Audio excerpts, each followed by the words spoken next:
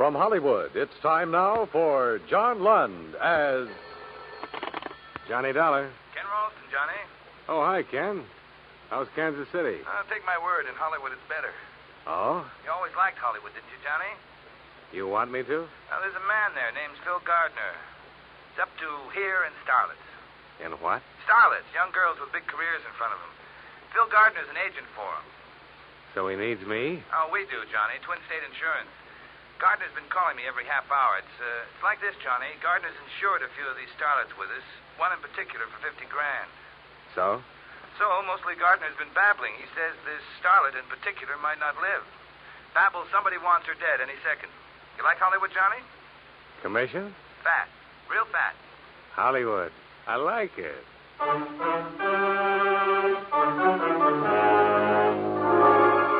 John Lund in a transcribed adventure of the man with the action-packed expense account, America's fabulous freelance insurance investigator. Yours truly, Johnny Dollar.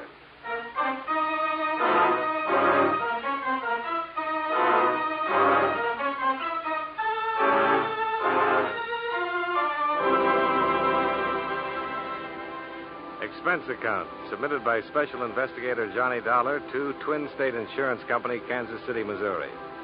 The following is an accounting of expenditures during my investigation of the Starlet matter. Expense account item 1, $227.70. Airfare round trip on coach out of LaGuardia, flight 601, flying west.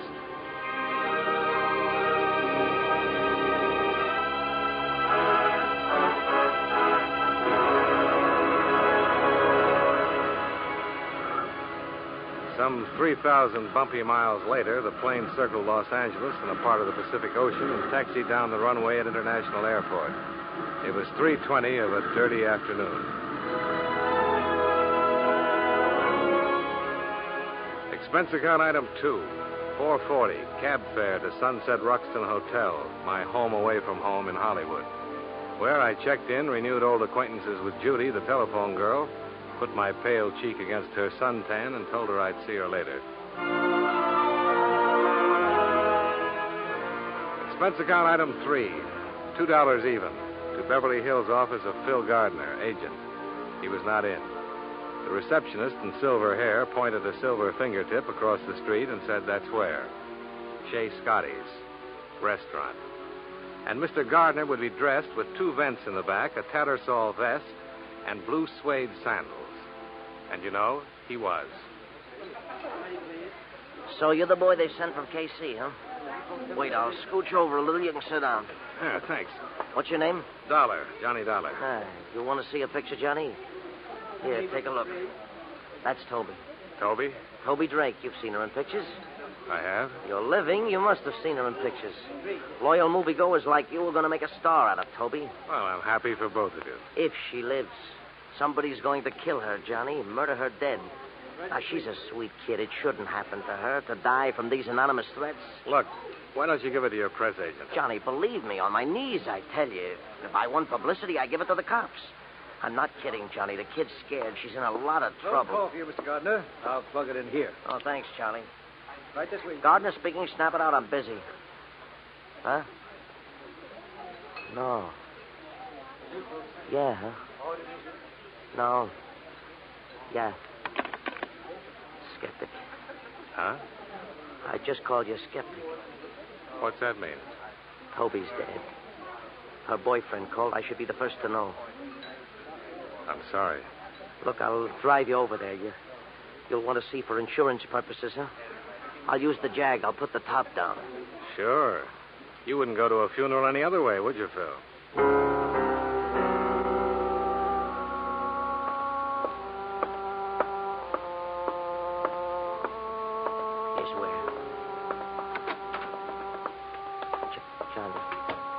Get me something, a drink of water or something like that. The place swarming with things. Chintz curtains, plump upholstery, and Beverly Hills Oriental knickknacks cluttering the Grand Rapids highboy. I walked over to the 3-piece section. Toby Drake was lying there, her hand trailing down to the floor. I couldn't see her face until the big man stood up. Somebody wrapped that black silk stocking too tight around her neck. You wrapped the stocking? Look, Buster, a call came to headquarters and said get here because there was a dead girl named Toby Drake. There is. And all of a sudden you're here. Why? Something they have around this town. An agent. He's Toby's. Oh, agent? Oh, well. Talk to me, agent. Sure, Lieutenant. Just Detective Koska. Lieutenant, I'll never make. Go ahead. Well, it was like this. Johnny and me sit there at Scotty's chewing fat, and the phone was brought over, and the man on the other end says it's Mr. Fulton. And he says his girlfriend's dead. Honest, I'm broken up about this. Well. You wrapped the stocking, agent? Johnny. He's Johnny Dollar. He's from the insurance. Well. You been hired, Dollar? Yeah. Twin City Insurance. And for me, too, Johnny. All the way. Find out for me who killed Toby. Hired, huh? These guys employ you, huh? Well. Little bulge there. You carry a gun, too. Oh, well. Yeah. Where's her boyfriend? In the bedroom. Name's Roy Fulton. He hardly says a word to me. Go talk to him, Dollar.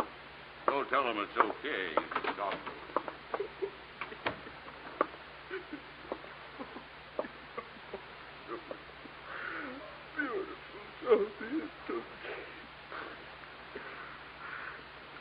Who are you?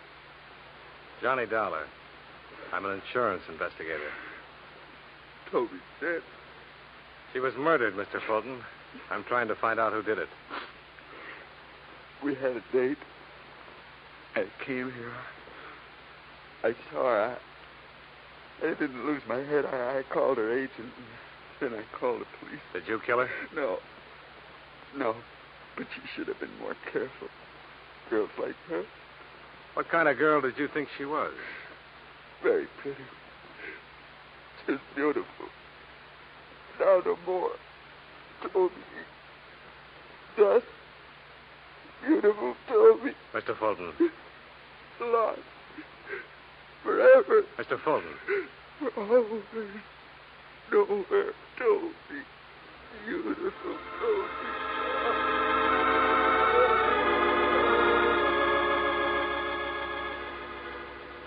I couldn't get through to him anymore. I gave him back to Koska, and I got out of there. A few thoughts on Toby Drake. Toby, a kid who'd once maybe won a beauty contest. Expenses paid to Hollywood, shake hands with the stars. A nice kid. Pretty kid on her way, now dead. I bought a paper and went back to my hotel. The lobby desk came first. Hi, Mr. Dollar. Any calls for me, Judy? You got a call with a message. You want it? Why don't you come over here and give it to me, Judy? I've never seen you standing up. I'm taller. The message came in 10 minutes ago. You want to reach for it? Shall I read it to you? Read it. Goes like this. First Toby, then Stella Martin. You can't stop it, Dollar. First Toby, then Stella Martin. You ad-libbing this, Judy? Says right here. Who left the message? I took the call. The man said it and hung up. What Stella Martin does he mean, Mr. Dollar? I wish I knew, baby. You think maybe the starlet Stella Martin used to be a starlet? She's not around much anymore. Starlet, huh? How would I get in touch with a starlet, Judy? Oh, I know. Hand me that phone book.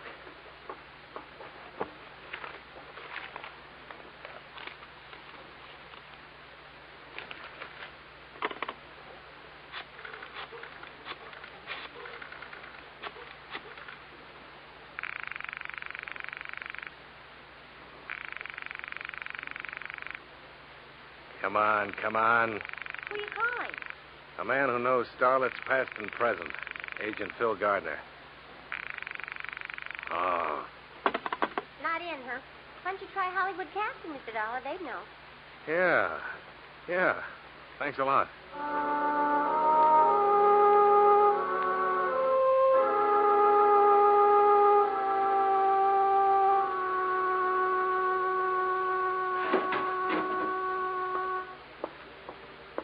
Stella Martin dropped from our ready file.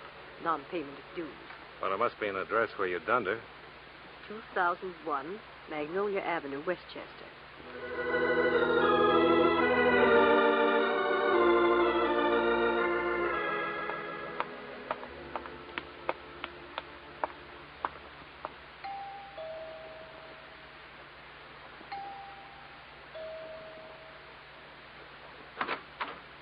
You want what, mister?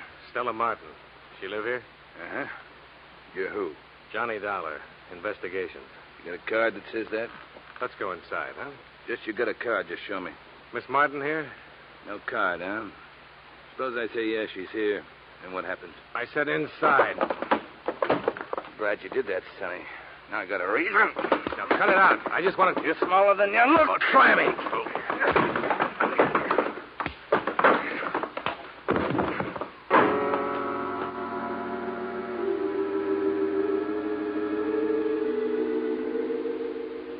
Later, when I opened my eyes, he was gone. I got to my feet, fell down, then finally made it over to the hallway, where there should have been a bathroom and a towel and some water. The thing that stopped me was the girl in the negligee. She was sitting on the floor against the wall. She was blonde, and her head was turned to one side as if she was wondering about me. There was a stocking tied around her throat, and she was dead.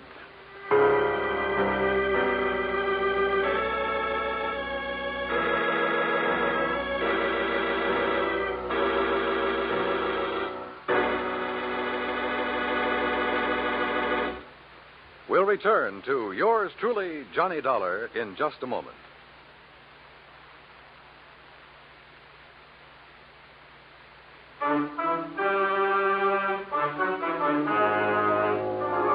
Now, with our star, John Lund, we bring you the second act of yours truly, Johnny Dollar.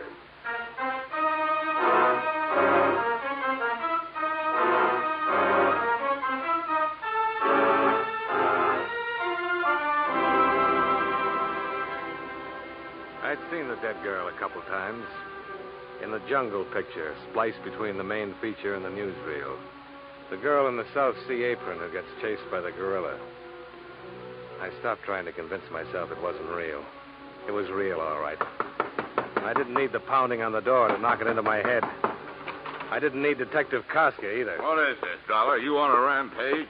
Now, you want to know what happened, or you want to be a big man? Just be gentle with me. That's all I want you to do. 15 minutes ago, I was in a warm bed. So just be gentle. I got slugged. A man 7 feet tall in a black leather jacket. I spent 5 hours questioning Roy Fulton about the murder of this girlfriend of his, Toby. Nothing. I let him go. Then I climbed into this warm bed, and I was sleeping fine. Then Sergeant Hurd called. Seems someone phoned in this address to Sergeant Hurd. Now, you were saying what, Dollar? She's in the hallway, propped against the wall. Show me.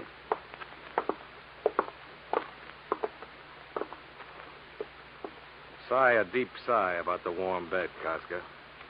She's young and she's strangled. And her name's Stella Martin. You want to clear it up for me? I got word about her. I came here and a guy clobbered me.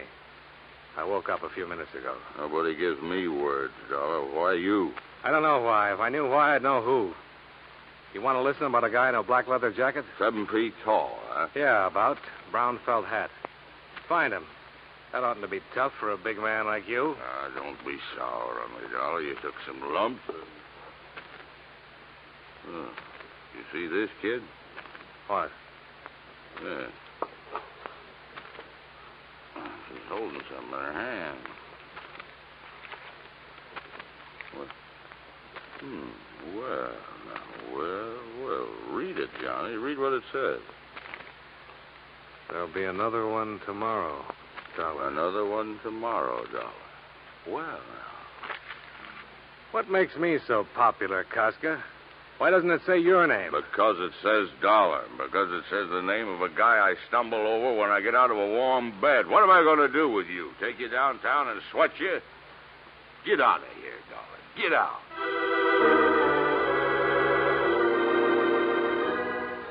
Then back into the rose-scented air and the suburban lawn now littered with friends and neighbors. And under the bright neon of the corner cut-rate drugs and sundries, the night-blooming hack stand.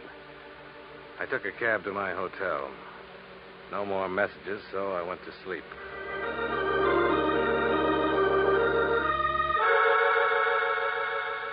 And the next morning, the sound of the telephone screaming the name of Phil Gardner, agent. Get here, it said. So I got there. Girls drop like flies where you walk, Dollar. I read the papers this morning, and you were there, and another one dropped. Now, what's the matter, Phil? Only yesterday we were in love, you and I. Now, don't ask me. Can't we even be friends? It's a tired line from a tired guy. I don't like tired. Let me tell you something, Phil. I'm glad you called. You were going to be my first stop. Now, look, you were hired to maybe prevent Toby Drake's dying, and this you were a flopola, a stinkeroo. Then you stay on, maybe you could come up with why Toby, a talented girl, had to die. Well, like I said, stinkeroo. On your feet, Phil. Now, keep away from me, Johnny. On your feet. Now, Now we talk. I'm talking. You killed Toby, Phil? My arm, Johnny. Toby was on our way, maybe a star soon. Also with insurance, $50,000. Beneficiary you. My arm. That why you killed her? Johnny. And all this big talk on the phone this morning. Get down here. Cover up talk, Phil. All right. And we'll try the name Stella Martin. I'll level with you. Just let go of my arm. Stella Martin, a 3 months ago pickup. From Dorcas Drive-In on Santa Monica. A guy gets lonesome for a car hop like Stella. A friendly pickup, so help me. Huh. You did lovely, Phil. Now, one thing more. You know a man who wears a leather jacket who's 7 feet tall? Somebody help me. I got a madman loose. Goodbye, Phil. You've made the morning even worse.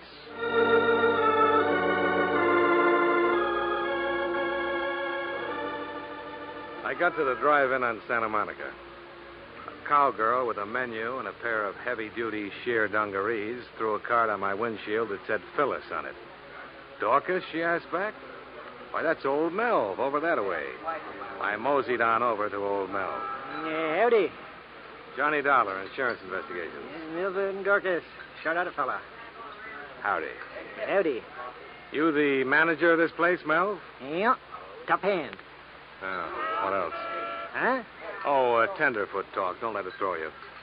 I need some information, Melv. Yeah, don't be a gravel kicker, son. Speak up.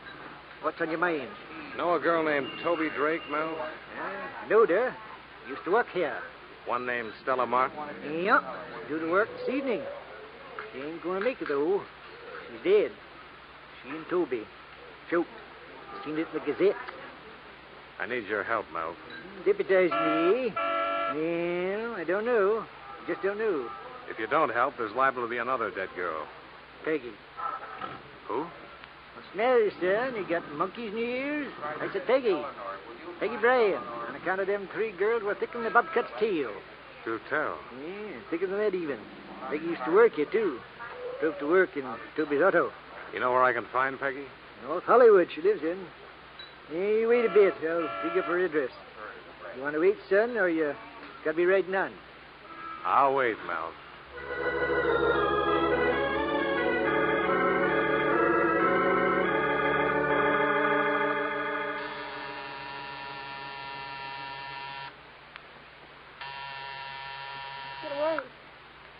Get away from me, whoever you are. Get away.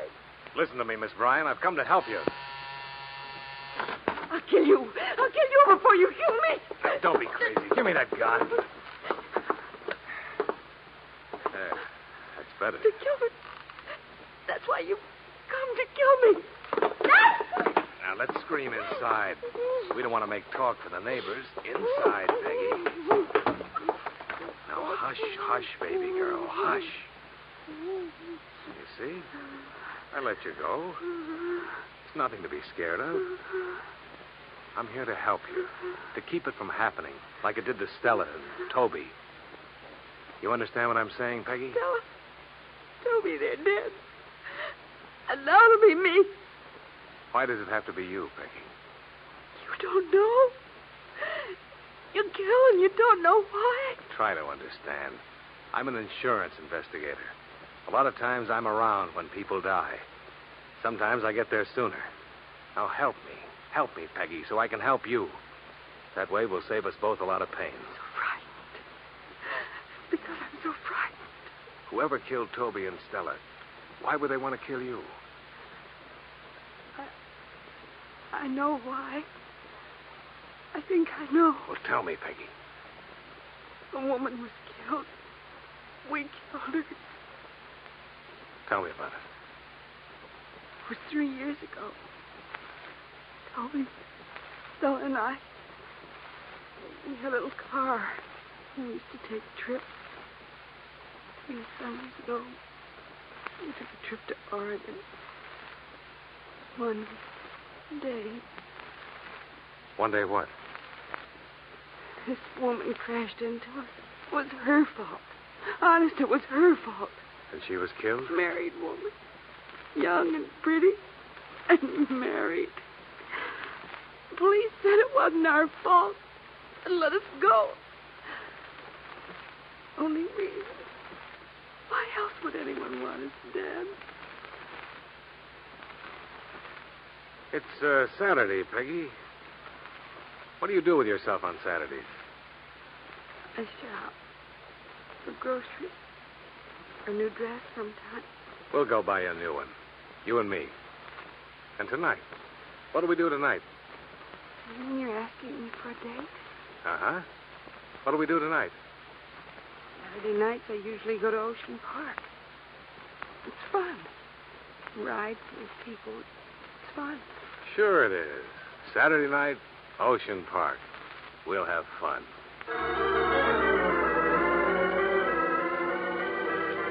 So I made a lot of phone calls. To my hotel to tell Judy I was going to Ocean Park with a girl named Peggy Bryan, in case anyone inquired. Then I called Agent Phil Gardner and let him know where I was going. Finally, I called Roy Fulton, Toby's boyfriend, and let him know all about my plans for the evening. And then I went shopping with Peggy Bryan and then took her to Ocean Park. Peggy Bryan, Pigeon. Let's just walk for a while, Johnny. Whatever you say.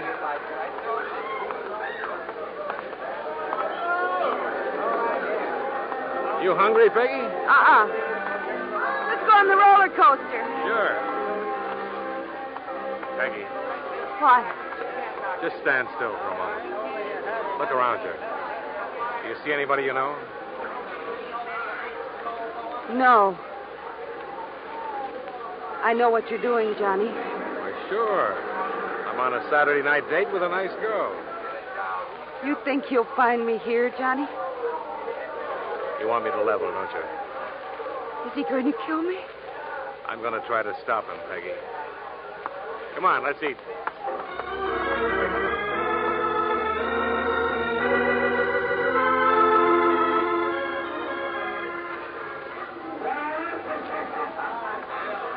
Two tickets, please. Thanks. Let's go, Peggy. Stay close to me, Johnny. A girl can get lost in the fun house.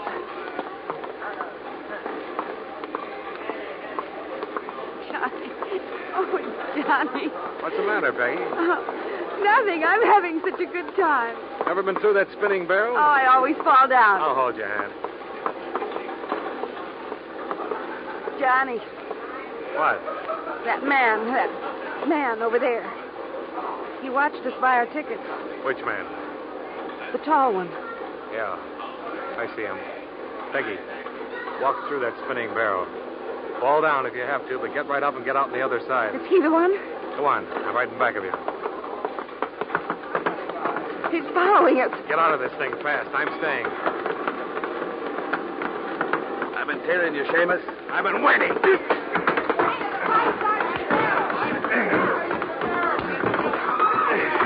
You had enough, Shorty? Yeah. Come on, I'll drag you out of here. Now talk. Talk or so help me. You're crazy, Seamus. Talk. You think I killed her? I didn't kill Stella. She was dead when I got there. I swear she was dead. Yeah, sure she And was. you came in. I went crazy. I wanted to kill. Something to get even. And why are you following me? Because you're a Seamus. If we get to the killer, I want a piece of him. I didn't kill Stella. I was in love with her. You gotta believe me. You got to.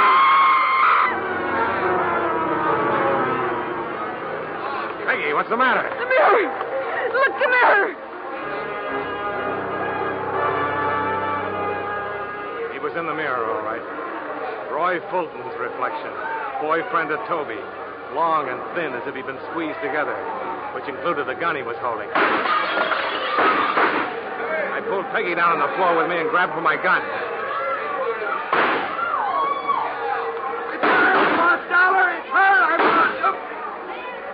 Something happened to him. Something red that splintered on the front of his shirt. But he kept coming. Then the something caught up with him.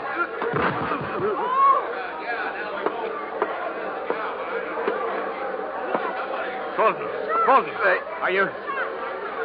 They killed my wife. They killed her.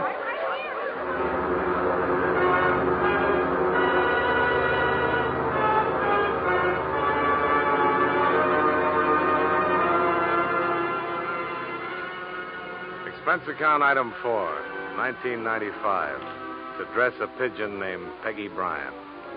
Item 5, $112 miscellaneous. Hotels, meals, roller coaster ride, funhouse, etc.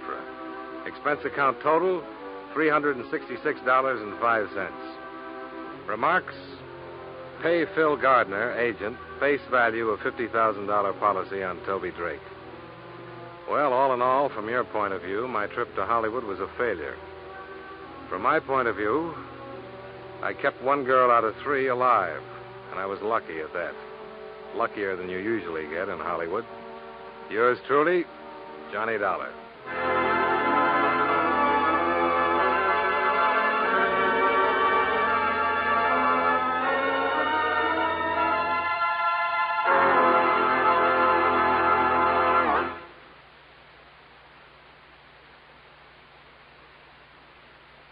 Yours truly, Johnny Dollar, stars John Lund in the title role and was written by Morton Fine and David Friedkin with music by Eddie Dunstetter. John Lund can currently be seen in the Universal International picture Just Across the Street. Featured in tonight's cast were Raymond Burr, Dick Ryan, John McIntyre, Sidney Miller, Victor Perrin, Virginia Gregg, and Jeanette Nolan. Yours truly, Johnny Dollar, is transcribed in Hollywood by Jaime Del Valle.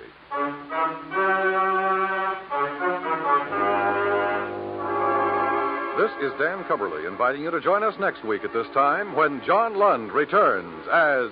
Yours truly, Johnny Dollar.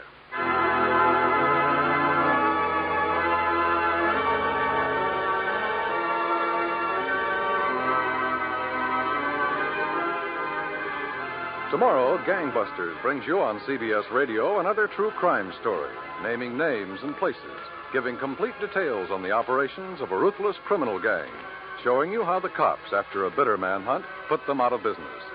Every Saturday night on most of these same stations, hear Gangbusters, the program that gives criminals wanted descriptions that help the public enforce the law and often collect rewards for their good citizenship. Gangbusters, Saturday nights on CBS Radio.